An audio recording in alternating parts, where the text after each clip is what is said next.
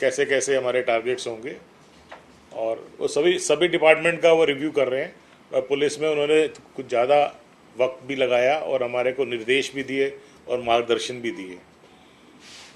उसके बाद 11 मई को माननीय मुख्यमंत्री जी ने एक डिटेल्ड पुलिस डिपार्टमेंट का रिव्यू किया और हर पहलू पे उन्होंने जानकारी प्राप्त करी और अपने जो आइडियाज़ थे, जो अपने थॉट्स थे, वो हमसे शेयर किए, हमें मार्गदर्शन दिया और हमें गाइडेंस दी कि हमने कैसे काम करना है, और जो जो हमारी कमी पेशियाँ थी वो भी बताई, और जो जिसमें हमने अच्छा काम किया है उसमें हम अपनी संतुष्टि जाहिर की।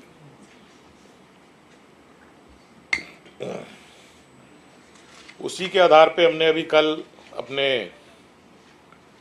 विभाग की क्राइम मीटिंग रखी थी, जिसमें माननीय मुख्यमंत्री जी द्वारा दिए गए निर्देशों की चर्चा की और क्राइम का हमने रिव्यू किया। यहाँ पे मैं ये सूचना भी देना चाहूँगा कि इस रिव्यू के बाद माननीय मुख्यमंत्री जी ने हमारे डिपार्टमेंट को, पुलिस डिपार्टमेंट के लिए करीबन 750 करोड़ रुपया सैंक्शन किया है, जो कि आने वाले 2 सालों में हम अपना इंफ्रास्ट्रक्चर बनाने में खर्च करेंगे, और ये अब तक के पिछले 5-6 सालों में सबसे अधिक है।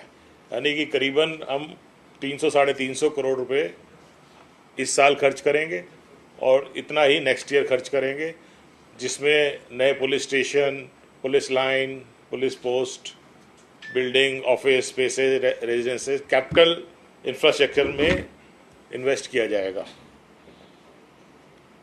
तो ये आपको उसकी सूचना देनी थी। इसके अलावा पिछले आपने देखा होगा कि मीडिया में काफ़ी क्राइम को लेके एक चर्चा का विषय बना हुआ है हरियाणा, स्पेशली जब से ये एनसीआरबी का 2024 का डेटा रिलीज़ हुआ और उसमें कुछ डेटा को अलग अलग तरीके से दिखाया गया। तो मैंने सोचा मैं आपके सामने फेस टू फेस इस जो भी ये डेटा और हमारी स्टेटस एज पर पूरे इंडिया के हिसाब से जो हमारा स्टेटस है उसको मैं आपको स्पष्ट करूं। तो उससे पहले मैं 2-4 केसेस जो हमारे हुए हैं उसके बारे में ब्रीफली 2 लाइन में मैं बताना चाहूँगा कि पिछले 15 दिन में कुछ एक हमारे यहाँ मर्डर के केसेस हुए। जैसे दादरी में एक ललित के सर पे गोली मार दी गई थी और उसको भी हमने हफ्ते के अंदर अंदर उसको ट्रेस किया, और इसमें जो कि रीज़न था वो पुरानी दुश्मनी पाई गई। ऐसे यमुनानगर में कलीराम प्रॉपर्टी डीलर का मर्डर हुआ था, उसमें उसका लेन देन का मामला पाया गया, उसमें भी अभियुक्त हमने पकड़ लिया। करनाल में एक लेडी का मर्डर हुआ था, उसमें एक विकास नामक व्यक्ति ने उनका मर्डर किया था, वो भी हमारे, उसको भी काफ़ी मशक्क़त के बाद हमें पकड़ना पड़ा और उसमें इनकाउंटर भी हुआ। ऐसे ही झज्जर में हितेश एलिस गोलू का मर्डर हुआ, तो वो भी हमने तुरंत एक्टिव कार्रवाई करते हुए उसमें जो शामिल थे क्रिमिनल्स उनको फ़ौरन पकड़ा, वो उन्हीं के गांव के पाए गए। इसके अलावा सोनीपत में नीरज एलिस कतिया, ये दुबलदन का थे, इनकी आपस में रंजिश थी और इनका आपस में एक दूसरे के साथ पुराना झगड़ा चल रहा था, तो इनके दूसरी पार्टी ने इनका मर्डर कर दिया था, वो भी हमने पकड़ लिया है। तो हमारे सारे केसेस ट्रेस हैं। और यहाँ पे भी जो राव नरेंद्र सिंह जी के घर में घुसने की कोशिश की थी, वो चोर भी हमने पकड़ लिए हैं। उनका जो गैंग था चोरों का, उसमें से 7 सदस्य पकड़े गए, उनका 2 का इनकाउंटर भी हुआ और 2 अभी फरार हैं। इसी तरह एक बिट्टू मर्डर केस हुआ था सोनीपत में, वो भी हमारा ट्रेस हो गया है। इस तरीके से हमारे सारे केसेस जो मेजर क्राइम है वो सारा हमारा ट्रेस्ड है।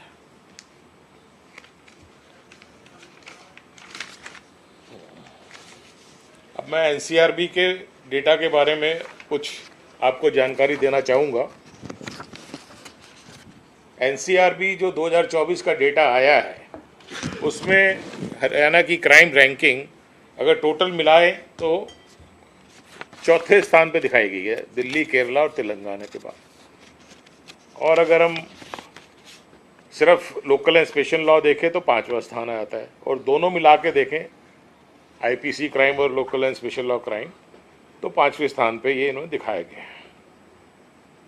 तो इससे ऐसा प्रतीत हुआ या कुछ लोगों ने प्रोजेक्ट करने की कोशिश करी कि हरियाणा में क्राइम इतना ज़्यादा है कि हम चौथे स्थान पे हैं, जबकि ये कुछ तथ्यों से थोड़ा हटके एनसीआरबी जो डेटा पब्लिश करता है वो हर स्टेट से डेटा मंगाता है और वो अपने सॉफ्टवेयर में डालता है और एक रिपोर्ट जनरेट करता है। क्योंकि पुलिस और क्राइम एक लोकल सब्जेक्ट है तो थोड़ी थोड़ी वेरिएशन हर स्टेट में है, जिसको मैं अभी आपको स्पष्ट करना चाहूँगा। हरियाणा में हम फ्री रजिस्ट्रेशन में विश्वास करते हैं और काफ़ी समय से हमारे यहाँ क्राइम खुले तौर पे दर्ज होता है। ये इस बात से स्पष्ट है कि रफली 40 से 50 हज़ार केसेस जो बिजली चोरी के हैं वो केसेस उसमें हम एफआईआर दर्ज करते हैं, जबकि बहुत सारे स्टेट हैं उसमें कोई एफआईआर नहीं दर्ज की जाती। इसका जब हमने डेटा निकाला तो हमने पाया कि हरियाणा में और यूपी में और बिहार में 3-4 स्टेट ऐसी हैं जहाँ पे बिजली चोरी के आप मुकदमे दर्ज करते हैं। बाकी स्टेट्स उसको शायद जीडी एंट्री कर देती है या कंपाउंडिंग कर देती हैं। कंपाउंडिंग हमारे यहाँ भी होता है, बट हम सारे मुकदमे में एफआईआर दर्ज करते हैं और जो कि हमारे क्राइम में ऐड हो जाता है। इसी तरह सुप्रीम कोर्ट की गाइडलाइंस के माध्यम से के अनुसार जितने भी मिसिंग पर्सन हैं, कोई भी अगर व्यक्ति गुम हो जाता है या हमारे पास गुमशुदगी की रिपोर्ट आती है तो कुछ साल पहले तक हम उसकी डीडी एंट्री करते थे और फिर उसको ढूंढते थे। अब ऐसे निर्देश प्राप्त हुए तो हम सब में एफआईआर दर्ज करते हैं और रफली हम 17,000 केसेस हम मिसिंग पर्सन के दर्ज करते हैं, और जिसमें ज़्यादातर हमारे ट्रेस्ड हैं। हमारे 95% तक 96% तक ट्रेस्ड है केसेस। लेकिन इसमें हरियाणा नंबर 1 है। आप देखेंगे जो इसी का 2024 का एनसीआरबी का डेटा है, हरियाणा फॉलोड बाय उड़ीसा, बिहार, जे&के। 31% पूरे इंडिया के मिसिंग पर्सन हरियाणा में दर्ज कर रहे हैं। इसका मतलब ये कोई है कि बाकी जगह से मिसिंग नहीं हो रहे, वहाँ से ही मिसिंग है, लेकिन वो उनको डीडी एंट्री करते होंगे, बट हम सब में एफआईआर दर्ज करते हैं। ऐसे ही कुछ जो इलोपमेंट केसेस हैं, लड़का लड़की आपस में चले जाते हैं, उन सब में हम एफआईआर दर्ज करते हैं। रफली 2,500 के करीब ऐसी ही होती है, जो कि बाद में अगर आने के बाद जैसी स्टेटमेंट देते हैं तो बहुत सारे केस कैंसिल भी होते हैं।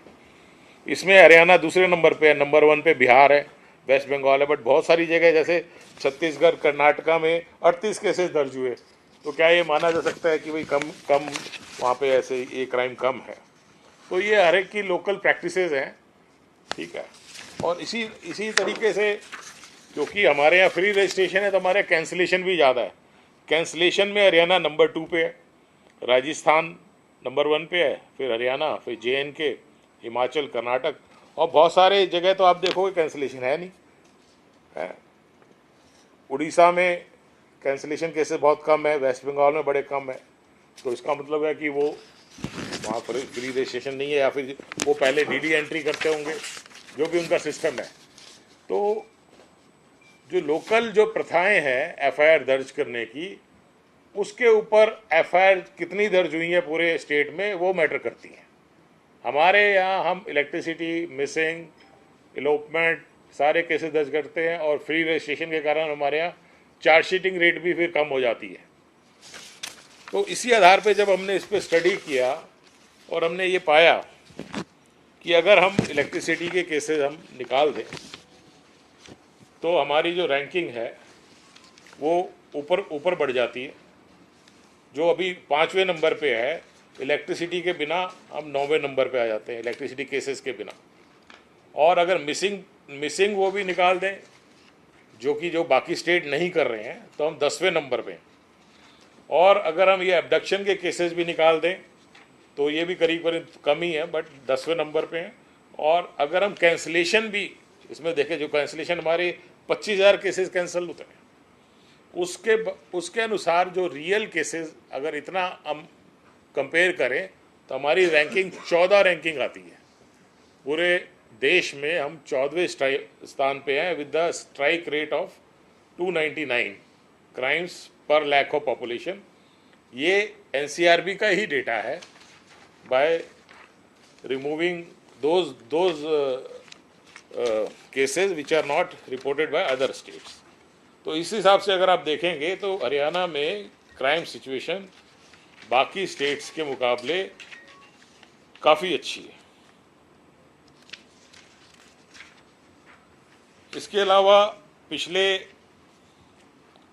4-5 साल से हमारा जो हरियाणा प्रदेश है इसमें क्राइम डाउन टर्न की तरफ है। ये पीक हुआ 2023 में, 22 में मैक्सिमम पीक हुआ, उसके बाद से कम होना शुरू हुआ।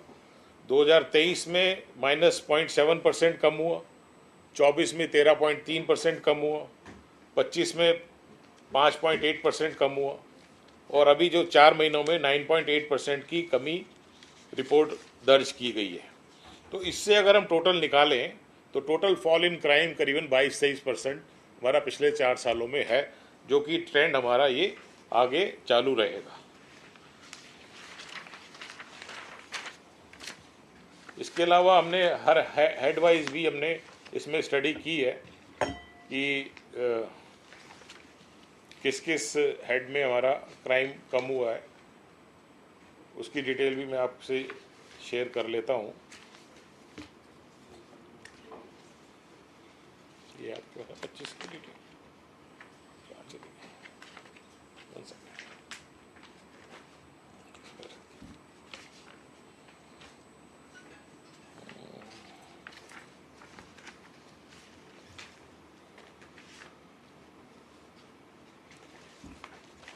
का डेटा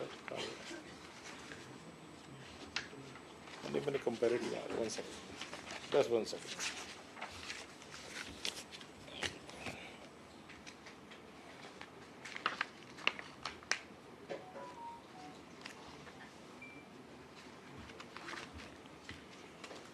Anyways,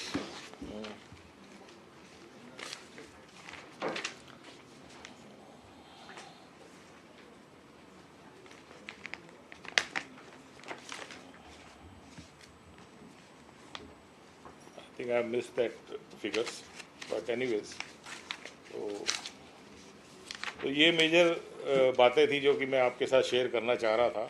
मतलब जब कुल मिला के आपका कहना है कि हाँ, ये मिल गया, ये मिल गया। तो 1 सेकेंड। तो ये 24 और 25 का कंपैरेटिव डेटा है, जिसमें हर हेड में क्राइम अगेंस्ट प्रॉपर्टी में, क्राइम अगेंस्ट ह्यूमन बीइंग में, क्राइम अगेंस्ट वुमेन में, क्राइम अगेंस्ट SCBC में हमारा जो नेट क्राइम जो कम हुआ है ये टोटल 7% के करीब, 5 to 7% के बीच में है। और वही फिगर 26 में जो हमने निकाली है ये 9.8% टोटल है।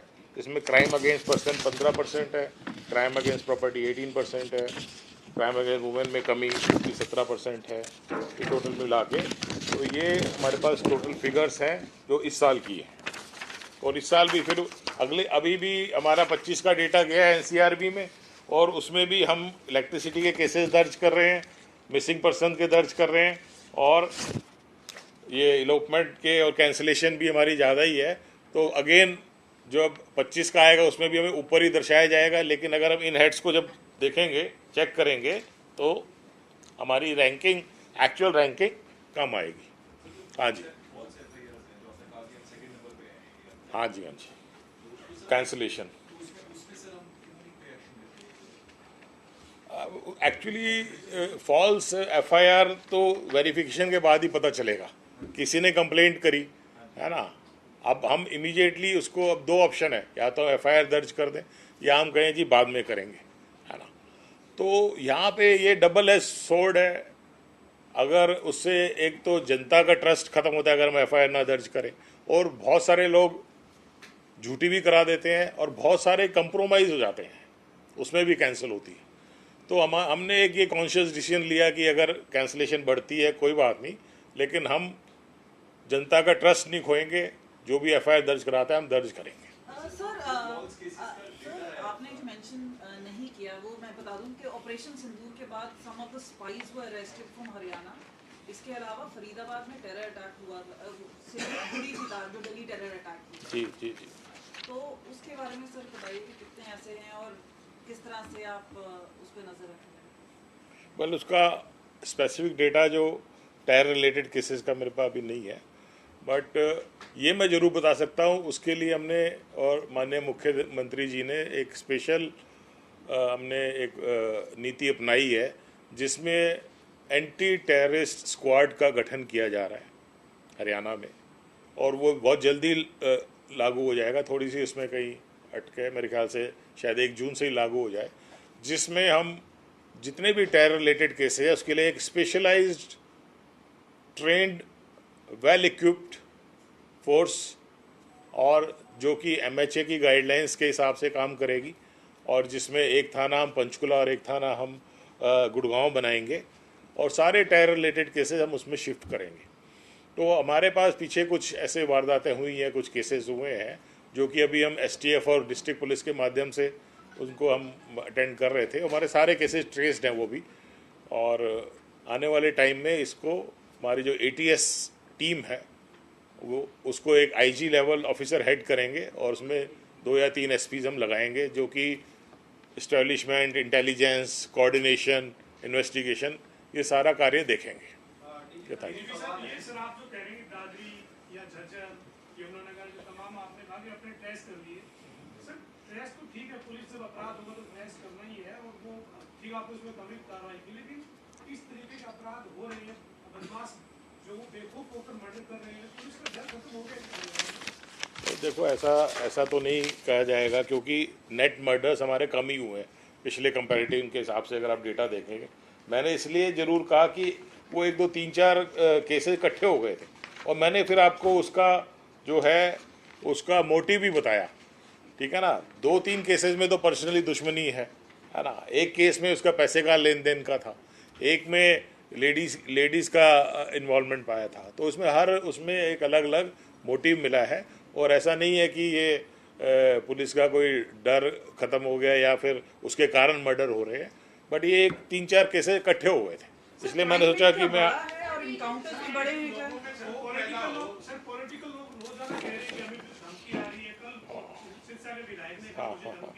हाँ जी हाँ, नहीं वो उसको एक मिसयूज़ कर रहे हैं। उनको जो धमकी आई है, जो पॉलिटिकल लोग जिन्होंने बताया, वो मलोट से उन्हीं का पहले कार्यकर्ता था, उसी ने उसको फ़ोन करी और उन्होंने रिकॉर्ड भी करा, उसमें उनकी आपस में बोलचाल होगी, ठीक है ना। उसको ये शेप दे दिया, धमकी आई है, तो ठीक है हम उसको इन्वेस्टिगेट कर रहे हैं, और वो दैट पर्सन इज़ नोन, है ना, मलोट से है। जो नहीं, झूठ गलत जानकारी, वो ये कह रही धमकी आई है तो उन्होंने हमें वो दी है, दरखास्त दी है, उस पर जो है हम कार्रवाई कर देंगे, ठीक है ना।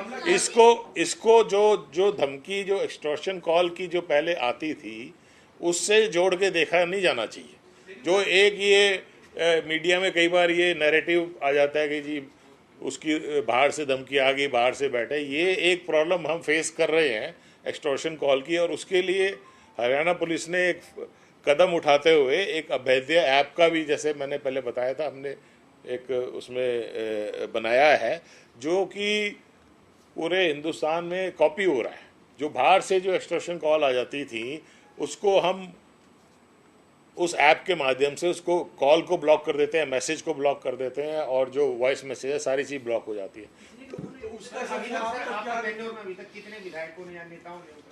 तो मेरे पास ऐसा डेटा नहीं है। क्या कह रहे हैं सर? अभेद ऐप की आप जो बात कर रहे हैं सर, अब तक क्या उसका रिस्पॉन्स देखने को? उसका रिस्पॉन्स बहुत अच्छा देखने को मिला है, और उससे जो पब्लिक है बहुत सेटिस्फाइड है। बट एक मैं कहना चाहूँगा कि ये जो गैंगस्टर कल्चर को जो ग्लोरिफिकेशन मीडिया के माध्यम से मिल रहा है, वो एक उचित नहीं है ना।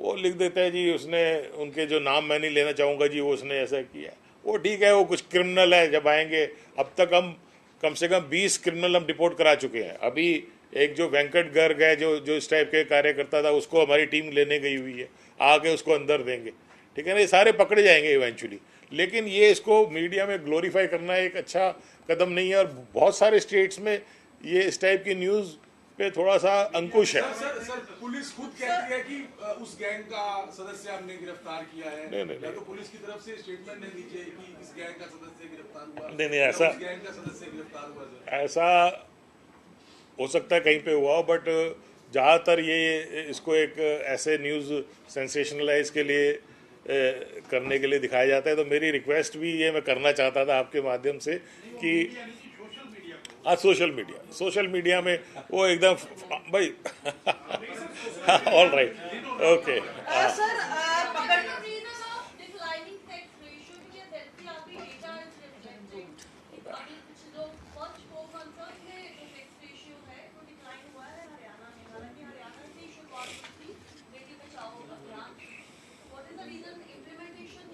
I think health department will be better to answer you that. क्या ना we no we are implementing all the laws. विशेष तौर पर दो सवाल हैं। एक तो ये देखा गया विभिन्न जिलों में, विशेष तौर पर जो है नेशनल हाईवे दिल्ली तक की सीमा में, यहाँ पर नशा तस्करी बहुत बड़ी है। उसका कारण क्या है? और दूसरी बात कि पुलिस विभाग के प्रयास तो बहुत देखे हैं, अभियान बहुत देखे, लेकिन फिर भी कई खेप पकड़ी, विभिन्न जिलों में भी खेप पकड़ी जा रही है नशे की। उसका रीजन क्या मानते हैं? कहीं कोई चूक है? ये बहुत बड़ा चैलेंज है और ये मैं इसमें एक्सेप्ट करता हूँ और इसमें मेरे को कोई झिझक नहीं है एक्सेप्ट करने में कि जो नशा का जो धंधा है, जो ये है, ये हर जगह बढ़ रहा है। लेकिन हम उसी स्टेज पे, उसी स्पीड से हम उसको पूरा रोकने का प्रयास हमारा जारी है। जो नशे में जो जुड़े हुए व्यक्ति हैं उनके खिलाफ हमारी कार्रवाई जारी है। हमने स्पेशल टीम बना के, स्पेशल ऑपरेशन बना के और एक्स्ट्रा फोर्स भी लगाई है HSNB में, जो कि इन नशे के तस्करों के खिलाफ एक्शन लेगी। उसके अलावा अवेयरनेस प्रोग्राम हमारे CM साहब खुद हर ज़िले में जाके उन्होंने अभी ये प्लान किया है कि उदय हरियाणा के अंतर्गत वो जगह जगह जाके ये समाज में अवेयरनेस फैलाएंगे। जो आम आदमी है, जो हमारा यूथ है, उनको इससे सचेत करेंगे कि इस ऐसे नशे में ना पड़ें और इसके जो दुष्परिणाम हैं उनके खिलाफ एक्शन लेंगे। इसके अलावा जो कुछ जगह ये भी देखा गया कि कुछ केमिस्ट इन्वॉल्व हैं, कुछ जो मेडिकल शॉप्स इन्वॉल्व हैं, उसके खिलाफ भी हमने काफ़ी कार्रवाई की है। और जो रिपीट ऑफेंडर्स हैं, मैं आपको यही बता दूं, उसको हमने पिट NDPS में बंद कराया है और हरियाणा नंबर 1 पे अभी 150 लोगों को हम पिट NDPS में डिटेन करा चुके हैं और आगे भी हम कार्रवाई करते रहेंगे। बट ये एक ऑनगोइंग स्ट्रगल है और इसमें आप जानते हैं कि हमारे पड़ोसी राज्य से भी हमें काफ़ी ये इसका प्रभाव पड़ रहा है, क्योंकि बॉर्डरलेस एरिया है, कोई भी कहीं पे आ जा सकता है। तो उसमें भी ये हमें काफ़ी चैलेंज फेस करना पड़ रहा है और इसमें हमारी निरंतर लड़ाई जारी है और हम पूरा इसमें पूरे मशक्क़त से पूरा जोर लगा के हम इसको ओवर पावर करेंगे। सर आपका काफी एम्फेसिस है क्रिमिनल्स को अरेस्ट करने में, लेकिन एक बड़ी बात ये आ रही है सर कि बार बार गुरमीत राव रहीम को जिस तरह से पैरोल और फरलो मिलते हैं, सवाल यही आता है कि ऐसा बार बार लॉन्ग रोप क्यों दिया जा रहा है? नहीं, वो पैरोल का कार्य है, वो प्रिजन डिपार्टमेंट का है, उनको तो जी आप लोगों ने ट्रेस जरूर करी है। जनता तो सुरक्षित महसूस करे और अपराधियों के डर पैदा हो कि हाँ भाई नहीं करना है। देखो, मैं अगर आपको डेटा दूं, मैंने तो आपको इन्फॉर्मेशन के लिए दिया था क्योंकि प्रेस में ये आ रहा था। एक्चुअली में हमारे ये जो है मर्डर है 37 की, मतलब 17% कम हुए। अटेम्प्ट टू मर्डर है 29, 11% कम हुए। टोटल हर्ट हमारे कम हुए, ग्रीवियस हर्ट कम हुए, फेटल एक्सीडेंट मामूली कम हुए। तो ये सारे हमारे पास डेटा अवेलेबल है कंपैरेटिव, ठीक है ना। मैं ये आपको इसलिए नहीं मैं उसका कह रहा था कि हमारे बढ़ गए हैं, बट ये पेपर में कुछ मीडिया में और सोशल मीडिया में ये कुछ न्यूज़ आई कि ये इस टाइप के केसेस अनट्रेस है। तो मैंने कहा आपका माध्यम से मैं ये सबको सूचना देना चाहूँगा कि सारे हमारे केसेस ट्रेस हैं। हमारे करीबन 70 से ज़्यादा एनकाउंटर हुए हैं पिछले 5 महीनों में। हमारे 3 पुलिस वालों को गोली लगी है एनकाउंटर्स में, ठीक है। हम सारा का सारा जो भी क्रिमिनल है, इस टाइप के हार्डकोर क्रिमिनल है, उस कईयों 2-3 तो हमारे बुलेट प्रूफ जैकेट के कारण हमारी बचत हो गई। हमारी STF भी लगी हुई है, तो हम इसमें पूरा पैरों में गोली मारती है जी। पैरों में गोली जानबूझ के मारती है, जबकि आमने सामने होते हैं उसके बावजूद भी नहीं, ऐसा नहीं है। हमारा तो एक ASI की टांग पे गोली लगी है ना, एक जो कांस्टेबल गुड़गांव था उसके 3 गोलियां लग गई, तो फॉर्चुनेटली बच गया। नहीं, ऐसा नहीं है, it case to case it vary करता है। टकने के नहीं, पैर पे भी लगी है, चेस्ट पे भी लगी है। एक तो अपना एनकाउंटर में नहीं, अभी गुड़गांव में जो हमारा एनकाउंटर हुआ है उसमें तो अनफॉर्चुनेटली जो विक्टिम था, जो कि एक्यूज था, उसकी डेथ हो गई, जो तरन तारण से थे। नहीं, ऐसी बात नहीं है। जिस टाइप से जैसी सिचुएशन है उस टाइप से किया जाता है। सर, अवैध ऐप जो है आप उसका डाटा शेयर कर दीजिए। और बहुत सारे सेलिब्रिटीज हैं जिनको वेबसाइट पर लगती रहती है, क्या कुछ सेलिब्रिटीज ने भी आपका ये जो ऐप है वो डाउनलोड किया है? ऐसा कुछ है डेटा हमारे पास? तो कुछ हरियाणा का तो हमारे पास है, करीबन 1000 के करीब लोगों ने, 1000 के करीब लोगों ने किया। और हम और कोशिश कर रहे हैं कि इस टाइप की अगर किसी को जो इस टारगेट ग्रुप में है उनको हम ब्रीफ करें और उनको हम ये ऐप डाउनलोड कराएं। सर, ये इंडिजिनस ऐप है या ये सेंटर ने आप? नहीं, बिल्कुल इंडिजिनस है, बिल्कुल हरियाणा गवर्नमेंट, हरियाणा पुलिस, हमारी टेक्निकल टीम ने डेवलप की है जी। और ये बाकी जगह ये कॉपी हुई है। इस प्रकार से अब पुलिसकर्मी क्योंकि सुबह से शाम तक काम में रहता है, योग दिवस की बात आ रही है, उसको लेकर क्या प्रयास किए जाएंगे?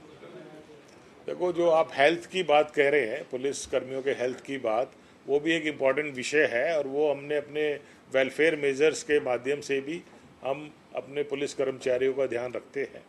और अलग अलग हमने उनको स्कीम बनाई है। बल्कि एक अनफॉर्चुनेटली एक हमारे कांस्टेबल की फतेहाबाद में डेथ हो गई हीट वेव के कारण। अभी जो नाके पे उसकी ड्यूटी थी और वहाँ टेम्परेचर इतना ज़्यादा हो गया 46-47, तो अब हमने फिर अपनी जो पॉलिसी है उसको चेंज किया। हम दोपहर के टाइम में थोड़ा हमने कम किया और उनको जो वहाँ पे नाकों पे उनको जो इलेक्ट्रोलाइट्स और दूसरे सुविधाएं हैं वो प्रदान करने की हमने वहाँ पे वो की है। और 46 से ऊपर 45 से ऊपर के जो कर्मचारी हैं उनको नाका ड्यूटी से हमने विड्रॉ किया है। तो उस पर्टिकुलर हेल्थ के पॉइंट ऑफ व्यू से हम ये कार्रवाई कर रहे हैं। इसके अलावा जनरल हेल्थ के लिए हम अलग अलग पुलिस लाइंस में हम सेशन लेते हैं और उनका 35 साल से ऊपर के जितने भी हमारे कर्मचारी हैं उनका मेडिकल हमने कंपलसरी किया हुआ है। और जिसको भी अगर कोई मेडिकल हेल्प की ज़रूरत है उस पर कार्रवाई हो रही है। इसके अलावा मेंटल हेल्थ की तरफ भी हम ध्यान दे रहे हैं, उसके लिए भी हमने अलग अलग स्कीम चलाई है। तो इस तरीके से हम अपने फोर्स का पूरा हेल्थ का ध्यान रखने की पूरी व्यवस्था कर रहे हैं। आपने बताया कि एक डेथ हुई है एक पुलिसकर्मी की हीट वेव की वजह से, लेकिन कितने ऐसे हैं जो बीमार हुए हैं हीट स्ट्रोक की वजह से? ऐसा कोई डेटा नहीं है। अगर कोई पर्टिकुलरली बीमार हुआ हो, ये तो मैंने इसलिए मेंशन कर दिया क्योंकि मैडम ने पूछा है ना। और उसके बाद हमने ये रियलाइज़ भी किया कि हमें इसमें स्टेप्स उठाने चाहिए। तो हमने पूरा एक इसमें अपने जो पॉइंट्स थे सबको हमने सर्कुलेट किए, क्योंकि करीबन हमारे 200 से ऊपर हमारे नाके पूरे हरियाणा में कार्यरत हैं। वो राउंड द क्लॉक चलते हैं, सर्दी हो, गर्मी हो, बरसात हो, वो हमारे सिपाही ने वहाँ ड्यूटी देनी है। उसके लिए हमने उनको फैसिलिटी भी दी है। अभी कुछ जगह हमने कूलर की व्यवस्था की है, कुछ जगह हमने ठंडे पेय पदार्थ की उनकी व्यवस्था की है, छाया में रुकने की, है ना। बंदूक साथ में लेके नाके पे खड़े रहना बहुत मुश्किल काम है। तो इसके हिसाब से हमने, और इसीलिए जिसकी हेल्थ ठीक नहीं है उनको हमने उस ड्यूटी से विड्रॉ भी किया है। ये सारे स्टेप्स हमने उठाए।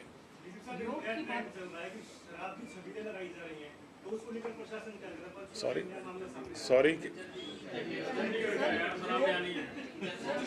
थोड़ा एक सेकेंड, आप क्या बोल रहे हैं सर?